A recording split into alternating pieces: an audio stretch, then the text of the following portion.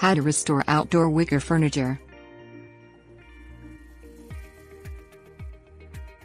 Wicker furniture is one of the most widely used styles of outdoor decor. It is pleasant to look at and can be quite comfortable. Unfortunately, it can also get very dirty and worn. Keeping wicker furniture clean should be a part of your outdoor maintenance routine. Following these instructions will help bring your outdoor wicker furniture back to life. Things you will need: wicker furniture, hose, rubber gloves, painter's drop cloth, bleach and water solution, scrub brush, toothbrush, wood glue, primer cans, paint cans, sealer cans. Restoring outdoor wicker furniture. Remove all cushions from your wicker chairs and sofas. Using a garden hose, wash down the tops of all pieces. Turn the pieces over and wash down their undersides. Remove as much paint as possible. Go over the entire piece with a scrub brush.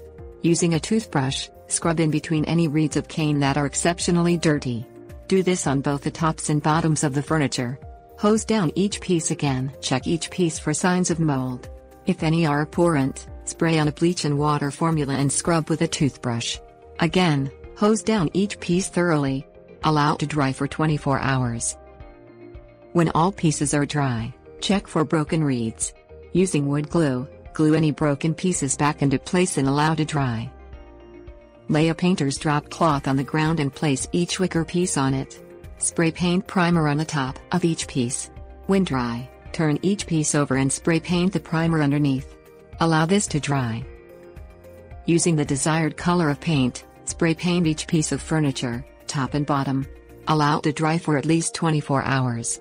If necessary, repeat by spraying a light second coat of paint.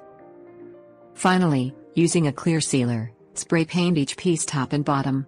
Allow to dry for 24 hours before replacing cushions for use. Tips. Warnings.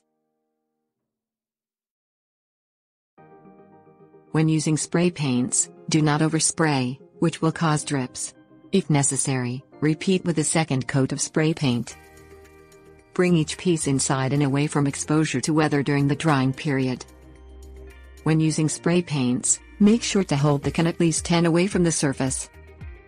Use rubber gloves, especially when working with bleach and water. Do not spray paint outdoors when it is windy or raining.